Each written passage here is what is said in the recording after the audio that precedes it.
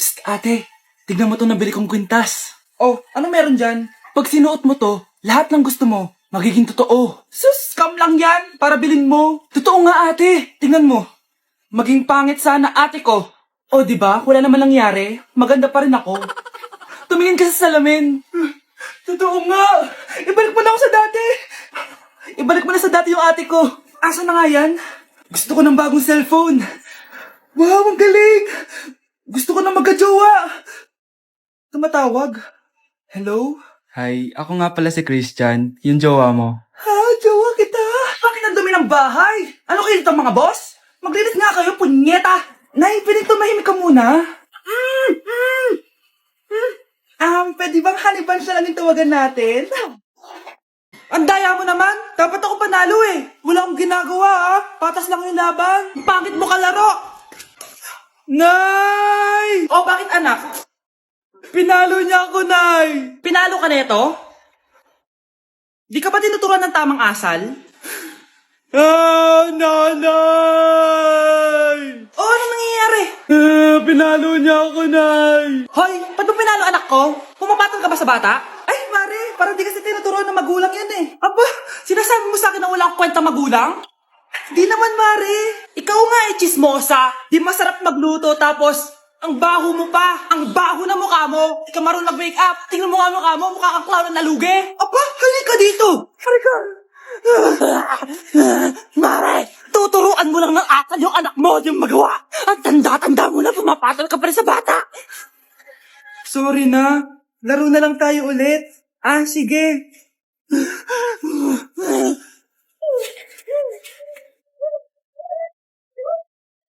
Number 1. Ano ang war na naganap noong 1939? Ako ma'am. Okay, Kyle. Battle of Yultong. Anong Battle of Yultong na yan, ha? Puro ka kasi TikTok eh. Yun po kasi yung uso ma'am eh. World War II yun, class, ha? Puro ka kasi cellphone, kaya di mo alam. Confiscate ko yan eh.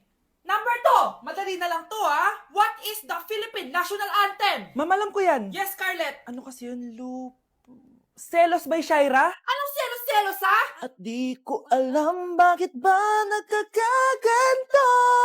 Pinagluloko niyo ba ako dito, ha? Lupang hinirang yon. Ay, iba pala ma'am.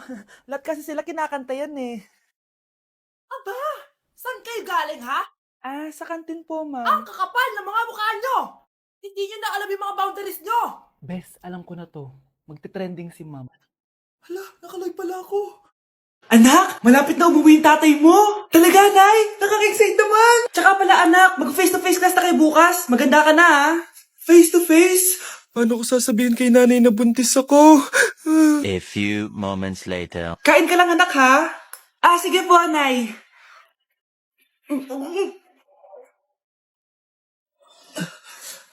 Anak, may sakit ka ba? Wala po, Nay. Buntis ka? Opo, Nay. Kaya di po ako pwede mag-face-to-face. Paano ka mabubuntis wala ka naman jowa? Meron po akong jowa, Nay. Tinago ko po sa inyo. Okay lang yan, anak. Tanggap pa rin kita. Darling, nandito na ako. Andito na pala tatay mo. Darling, eto na pala yung anak natin. Hi, Tay.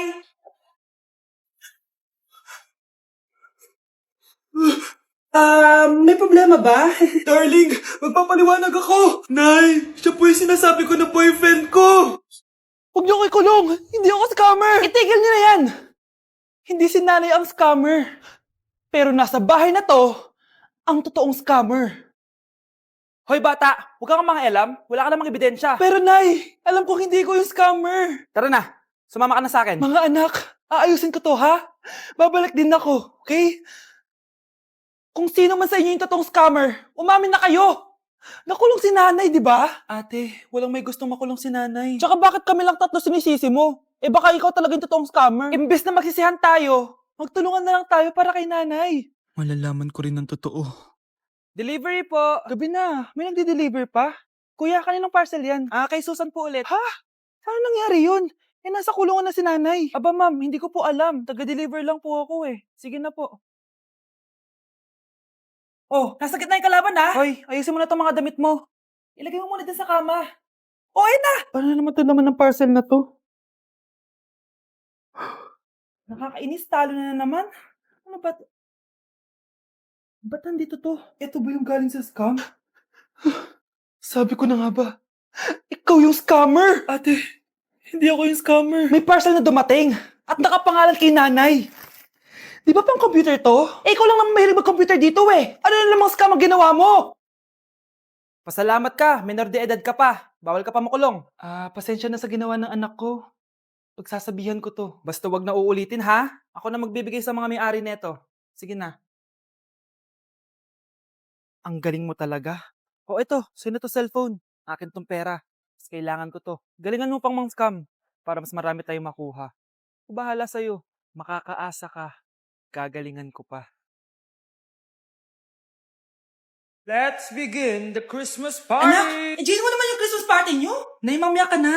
Wow, is babe, the powerhouse of ka. Brazil? Oo, Hirap babe. naman nito. O ano, BR na lang? Boring mo naman. Wow, nahiya naman ako sa'yo, Sheila. Kaya pala palagi kang lumalapit sa akin kapag gusto mo ng sagot. A student sa to down, mag-exchange gift na tayo. Exchange gift Ano kayo to? Ano ba? Huwag ka kayo maingay. Nag-review ako dito, oh. Sheila, anak eh. Ng regalo. Thank you. Oh my God, thank you po. Okay, class, listen. Dahil Pasko, may special gift ako para sa pinaka-fresh kong anak dito. O ganyan-ganyan ka pa, sa kanya mo mapupunta mo. So, si Krista. Yeah, Garnier Vitamin C Serum. Wala, hindi ako yung napili. Ano kaya meron doon sa Garnier na yun? Ba't kaya nagkakagulo sila? Psst, anak. Balita ko, nakaka-fresh daw talaga yun. And it can fade dark spots in just 3 days. Talaga ba? Kaya ba ako i-perfect yan sa quiz, Nay? Di ba? With honors ka nga, pero mukha ka namang zombie. Whatever. Pero what if nga, baka this is my time to glow up. Sayang, hindi ko inanalo, anak. Okay lang yan, Nay. Balita ko, this 12-12, buy one take one ng Garnier Vitamin C Serum. Kaya pares pa rin tayong fresh kapag umakyat tayo sa stage. Tama! Yung iba kasi dyan, fresh nga, pero yung grades, nabulok na. True! Let's welcome the class valedictorian. Wow, ang fresh niya naman. Proud ako sa'yo, anak. And now, for her speech. Nasaan yung mga nambuli sa akin? Ay, bagsak pala! Psst, bata, gusto mo ba ng pancake? Oh, para sa'yo. Tamang-tama, nagugutom ako. Mag-iingat ka palagi, ha? Sige po. Anak, patay na pala yung kapitbahay natin. Na-aksidente daw. Yung palagi naka-jacket, Nay? Oo, anak. Kaya ikaw, mag-iingat ka palagi, ha? Ha? Paano patay eh? Nakita ko pa lang siya kanina. Naku, sinasabi ko sa'yo, anak. Binumulto na naman tayo. Binigyan niya pa nga ako ng pagkain eh. Pagkain? Huwag mong kakainin yan. May masama mangyayari sa'yo. Ano yun, Nay? Kinain mo? Anak? Sinasabi ko na nga ba eh. Papatayin na kita. Huwag mo ako patayin.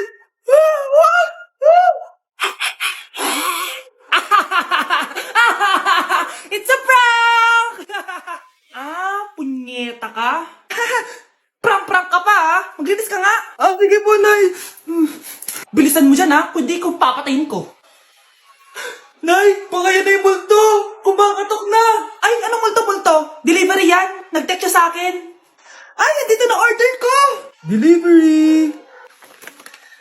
Kuya, okay ka lang ba? Hi, neighbor. Ate, pwede mo ba ako tulungan sa module ko? Kita mo nagbe-bebe time ako, di ba? Maghihiwalay din kayo. Che! Babe, di talaga ako papupuhay nang wala ka. Cringe. Saksakin kita dyan eh. Ano, babe? Saksakin kita na pagmamahal ko, babe. A few moments later. Nay, pwede mo ba ako tulungan sa module ko? Grabe na talaga, pare. Ay, may ginagawa ko, anak. Wait lang. Darling? Yes, darling? Tulungan mo nga yung anak natin. Kaya niya na yan. Apakatamad mo talaga. Ikaw nga, puro chismis ginagawa mo eh. Tulungan mo na. Parang di mo anak yun Talaga, di ko naman anak yun. Winawash up mo talaga ako, no? Di doon ka na sa anak ng kapit mo. Okay, sabi mo eh. Di dyan ka na sa ampon mong anak. Ampon lang ako. Di magsama kayo ng kabit mo. Sige, maghiwalay na tayo. Sige, maghiwalay tayo. Sinong tinakot mo? Tama na! Sinungaling ka, Nay. Tinago mong ampon lang ako. Anak, sorry, tinago ko sa'yo. May kabit ka, Tay. Niloloko mo kami. It's a prank! It's a prank! Prank lang pala. So, di totoong maghihiwalay kayo, Nay? Oo, anak. Hindi kami maghihiwalay ng tatay mo. Ay, salamat naman. Pero totoo yung ampon ka talaga. Nay, sayo tayo yung ganon. Dali. Anong sayo-sayaw? Kita may ginagawa ko, di ba? Marami pa akong gagawin. Weh, paano kung bigyan kita ng pera? Pera?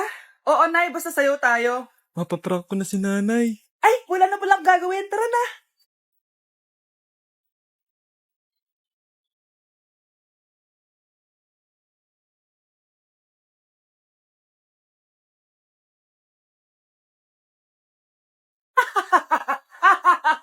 It's a prank! Hindi ka po galit, Nay? Hindi ako galit, anak. Sige po, Nay. Ang saya-saya nga eh. Bakit ako magagalit? Nay, sino ka? Halika dito. Wag po. Nak, may pasalubong ako sa'yo. Ano? Gusto ko lang maging malinaw sa inyo na dito sa klase ko, ako ang nasusunod. Naintindihan? Ma'am, ito po yung assignment ko. Anong klaseng assignment to? Parang ginawa lang ng bata. Mababa lang grades mo dito, ah. Pinaghirapan ko yung assignment na yun. Sino ang pambansang bayani natin? Ma'am, Scarlett. Ang pambansang bayani natin ay si... Oops! Napakabagal mo sumagot. Ang pambansang bayani natin. Straight to the point ang kailangan ko sagot. Ayusin yung sumagot, ha? Hindi na kayo elementary. Opo, ma'am. Pinayagan ba kita kumain sa loob ng klase ko? Ma'am. Akin na yan. Kung ayaw niyong binabastos kayo, wag niyo akong bastusin. Oo, be. Kain tayo sa labas mamaya, ha? Hala, galit na si ma'am. Umalis lang ako saglit, ganyan na kayo. First meeting pa lang natin, pinapakita nyo ng mga ugali nyo. Buti pa yung kabilang section, tahimik lang. Kayo na ata ang worst section na napuntahan ko. Kung kami ang worst section, ikaw ang worst teacher. Sorry po, ma'am. At dahil dyan, bibigyan ko kayo ng maraming assignment. Ma'am? Oh, Scarlett, kamusta ka? Sana ikaw na lang ulit teacher namin. Ang sungit ng bago naming teacher eh. Hayaan mo, next quarter, ako na ulit ang magiging teacher nyo. Talaga, ma'am? Thank you, Lord! Kung hindi siguro ako nag-video-video dati sa TikTok, wala siguro ako laundry shop ngayon. It pleases you. You've got to love me for what I am, for simply being me. Don't love me for what you intend, the hope that I will be. And if you're only using me to feed your fantasy, you're really not in love. Nay! Nay, hinuhuli ako ng mga tao sa labas! Ha? Bakit ka nila hinuhuli? Di ko po alam, Nay. Yung totoo, anong ginawa mo? May nasagasaan po ako, Nay! Ay! Diyos kong bata ka! Sige, magtago ka na! Sige po, Nay. A few moments later. Tao po! Ano po yon? May nasagasaan kasi anak mo. Nandito ba siya? Grabe naman. Kaso, wala siya dito eh. Para sigurado, pwede ba ako pumasok dyan? Sige. Sakit ang tiyan ko. O, di ba? Wala siya dito. Mukhang wala nga dito. Sige, alis na ako. Ano yun? Nandiyan ka lang pala, ha? Huli na kita! Teka lang. Ano ba nasagasaan niya? Nakasagasa siya ng langgam. Langgam? Seryoso ka ba? Bakit? May buhay din sila. May pamilyang naghihintay sa kanila. Oo, sige, huli niyo na yan. Total, puro kain at tulog lang naman ginagawa niya dito.